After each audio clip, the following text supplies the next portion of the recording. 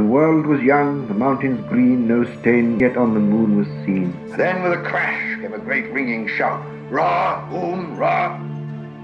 The road goes ever on and on, down from the door where it began. Now far ahead the road is gone, and I must follow it if I can. Talking about Tolkien, The Return Journey, Ben. We got 2 chapters left. Yep, this is chapter. I have learned how to read Roman numerals in the interval. This is chapter 18. Yeah, so XVIII. So that's easier than writing 18. Yeah, there's a reason Rome fell. You know, it was probably their number system. It was the numerals. Yeah, they suck. Yeah, their numerals are awful. Sorry. Bilbo. What's he doing? He's waking up with a severe pounding in his head. His ears are ringing. His vision's a little blurry. He's looking around, going like, "Oh my god, you know that concussions are cumulative, right? Like, this is the second time I've been hit so hard in the head and woke up and no one was around me." However, you're forgetting that canonically, hobbits are concussion resistant. Are they really? That's what he said. They can take a bump on the head better than anyone. Okay, well... And they're very good at caves. Well, but not at swimming, apparently.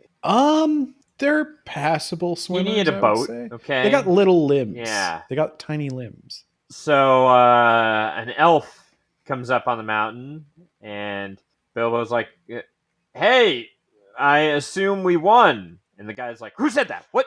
There's a voice here." And Bilbo's like, "Oh, pointing a spear. Oh, yeah. It's a ghost. It's a ghost of one of my many friends who died. I hear their voices every time I close my eyes."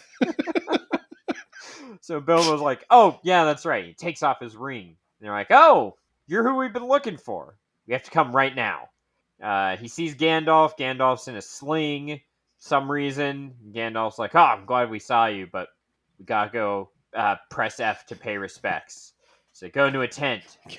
Thorin, he's dying, Ben, but he managed to hold on long enough for Bilbo to show up so he could be like, "I'm sorry, Bilbo. Take back all those awful things I said. I want to part as friends." And then he's like, "If only man would, instead of pursuing gold, they'd pursue like food and drink and good company of others or whatever. Anyway, I'm going to die now. It's a moot point. Have fun going home to your lavish mansion in Hobbiton. Don't think about how you got all that money to spend on all your food and drink. I'm just saying that, like, not everyone could even afford a first breakfast, let alone a second breakfast, but you've got a whole larder. I'm just blah." And he dies, Ben. They die as friends, though. And so Thorin says a couple of things in his speech. His speech is very beautiful. You've done it absolutely no justice. That's what I'm here for. You're reading the book with us, right? The listeners are reading the book with us, so they know just how great that speech was. To give you an idea of the difference of the tone, I'm going to read a piece of it just because, like, I wanted to talk about it, but now I feel like I have to read a little bit more of it. "Farewell, good thief," he said. "I go now to the halls of waiting to sit beside my fathers until the world is renewed." That's another thing I wanted to ask about. The world is renewed? Is that what's going to happen next? Yes. Okay. Yes. So where's the dwarf go when they die, Ben? It looks like he's going to the halls of waiting, which this is a little bit of Silmarillion stuff. Not going to get super duper into it because it probably needs like its own episode to just go through all this. We'll think about when we do that. But in Tolkien's mythos, we discussed that there are the Valar, the gods. Manwë is the chief deity, like the Zeus figure of those gods. There is a kind of Hades figure, and that is Mandos. Mandos is like Hades, the name and the place. That's the guy and the place. So Mandos is the lord of the dead, I believe, and the lord of prophecy. So the Silmarillion is mostly concerned with elves and men dwarves are kind of an afterthought. Yeah. When Tolkien was developing this throughout most of his life, he was not thinking about dwarves. So when he went to write The Hobbit, what would have been in the back of his mind was this mythology he was creating that had the Halls of Mandos.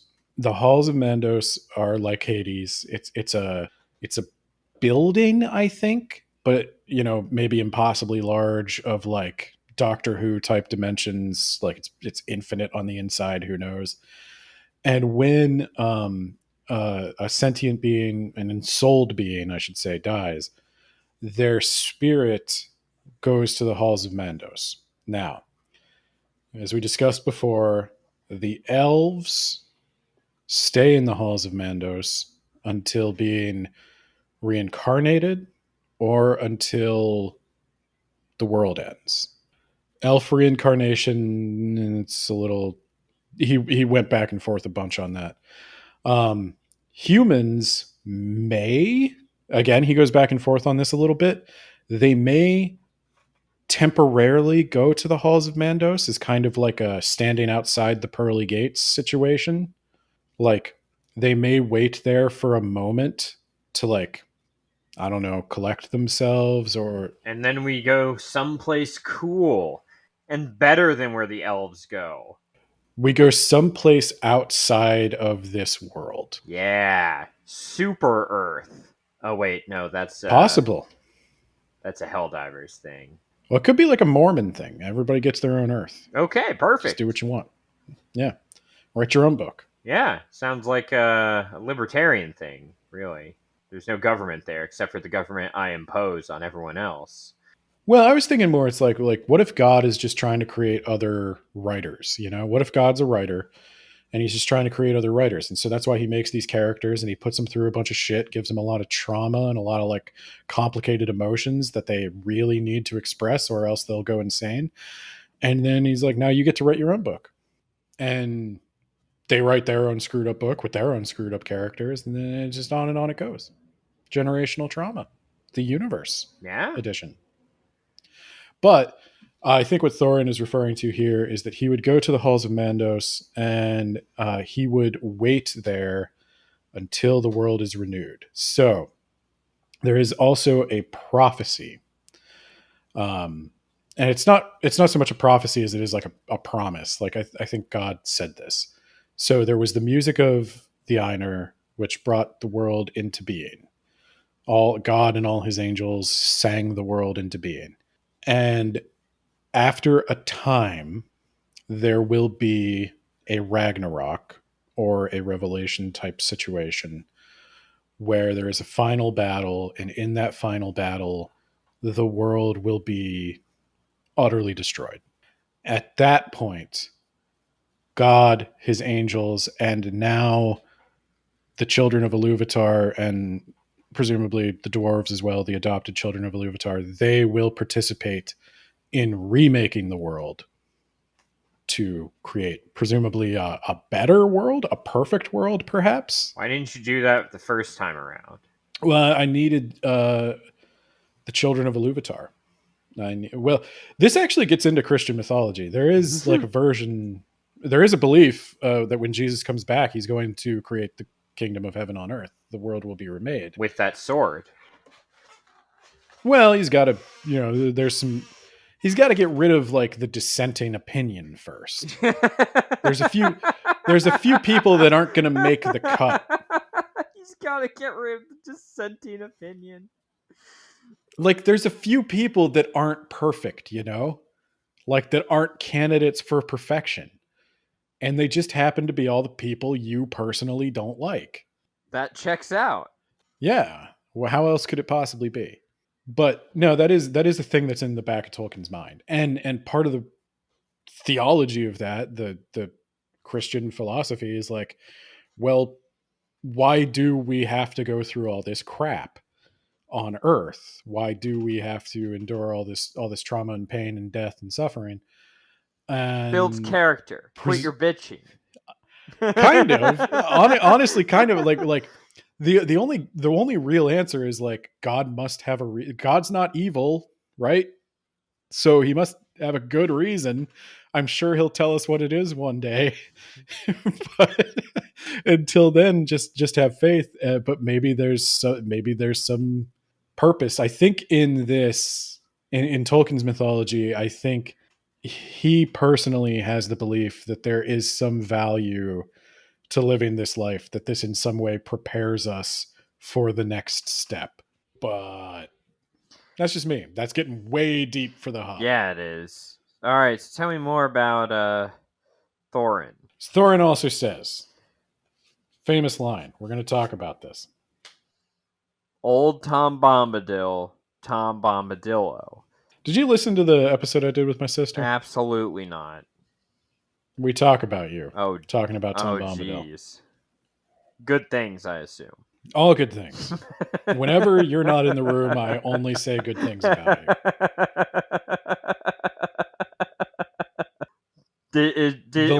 Was what she said, like, can't wait for that Tom Bombadil movie. My sister would love a Tom Bombadil movie. You should listen to what my sister has to say about Tom Bombadil. It's fucking fascinating. It is scientifically fascinating how my sister feels about Tom Bombadil. But that's neither here nor there. No, that's coming up later. But soon. The actual line, the thesis statement of the book. If more of us valued food and cheer and song above hoarded gold, it would be a merrier world. But sad or merry, I must leave it now. Farewell. That's the thesis statement of the book. It's certainly not a book about Warner Brothers passing a law in New Zealand to prevent actors from pursuing collective action so that a studio can make a multi-million-dollar movie that rakes in billions of dollars in profit, all while exploiting the people who made it, including some of the actors. It's a movie about not valuing money. Yeah. It's a movie about valuing the company of other people, which, by the way, is free. That's free. And Bilbo in his fucking mansion hobbit hole. Yeah. Bilbo's got a mansion, okay? He's got a mansion. He's got a mansion. He doesn't have want for money because he's already got more money than he's ever going to need. He's a petit bourgeois. I get it. But Bilbo has a limit because Bilbo is offered in this chapter his 14th share. And he's like, that would be so hard to transport. Just give me a chest of silver and a chest of gold. He gives it to the people of Lake Town, and everybody else sort of divides up the claims. But like Bilbo is entitled to a huge amount of this treasure, and he declines almost all of it, excepting a chest of gold and a chest of silver. Just one. And don't act. One tiny chest of silver and chest of gold. Don't act like you would have done any better than him in that situation. I'm not pretending that like I'm not all about the money. You know what I mean? Like I'm taking my 14th of a share. Let's get a baggage train going. See you later. I'm gonna buy hire some guards. I'm gonna buy a second hobbit hole just to hoard my money in.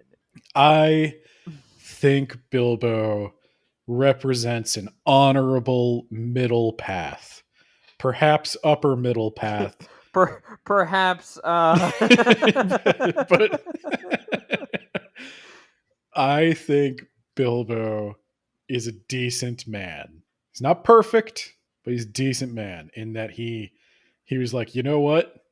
This is more than enough. I could have more, but I'm going to stop now. I'm going to stop at just being rich. I'm going to stop at just being rich. I don't need to be the kind of rich that makes me no longer a human being. I think we need to outlaw billionaires. So I'm just going to be a millionaire, okay? That's fine. I'm off the train. Like, dude, can you imagine if we got that far? That does sound like a pretty nice society, yeah. Yeah, I'm okay with that. I don't mind there being people richer than me. I just mind there being people that can like buy and sell whole nations. That's what's not good for anybody. Also, it's not good for anybody for there to just be trillions and trillions of dollars of pretend money that doesn't exist. It's all just in valuations and that have no bearing on actual product or service. But Bilbo's not a part of that. He's got one chest of honest silver and one chest of honest gold. His money is in precious metals. And that's why I'd like to introduce you to today's sponsors, We Buy Gold.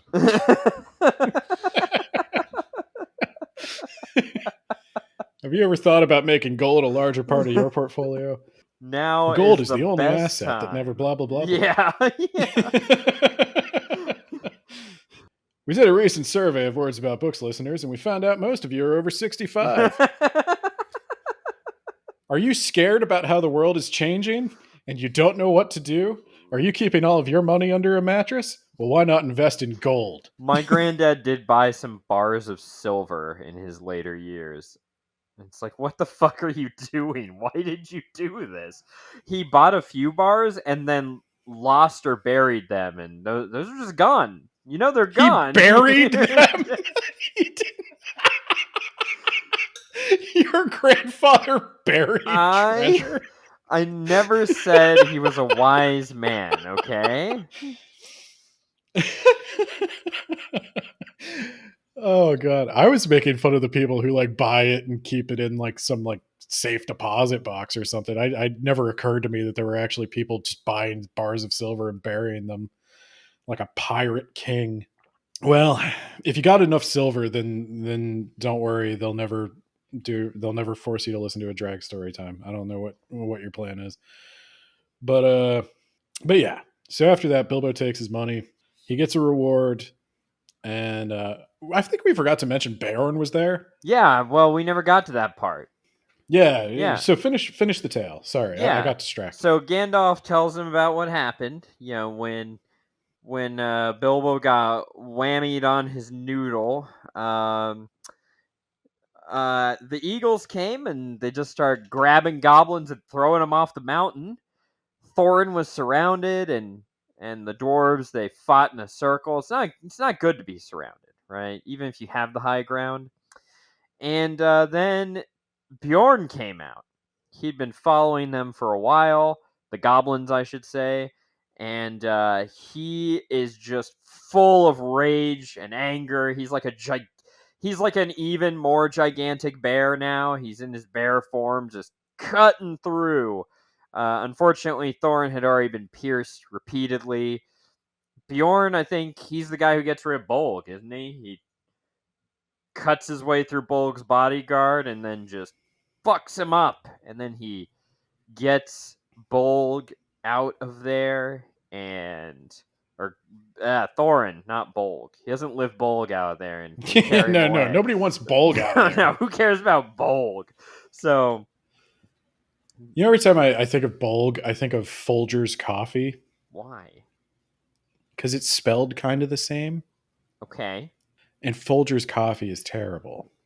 And like, is it weird? Not a fancy place. Now, like, I'm going to tell you something, and I promise you, I'm stone sober. I kind of imagine that's how Bolg tastes. You're not sober. I'm drinking cold brew coffee. Cold brew I Bolg. promise you, there's nothing in this mug.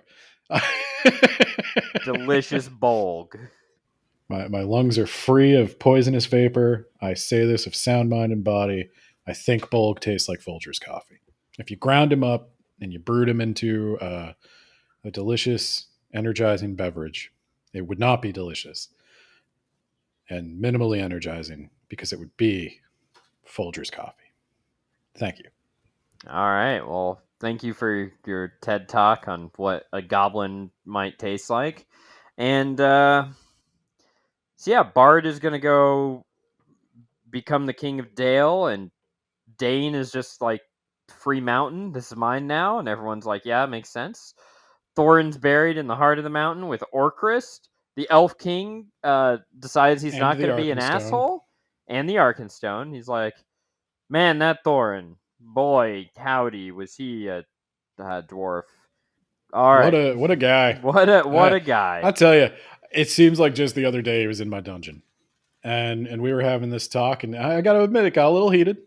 You know, we didn't always see eye to eye, but I think he was my greatest friend. Yeah. So Feely and Keely also died. They never did get that retirement, Ben. In the movie, that's obviously like a bigger deal because, like, why does it hurt so much? Because it was real. Okay. I'll put in. All right. All right. I'll put in the clip. Why does it hurt so much? Because it was real. The interesting phenomena with our script writing is every draft that we wrote, it became closer and closer to what was in the book.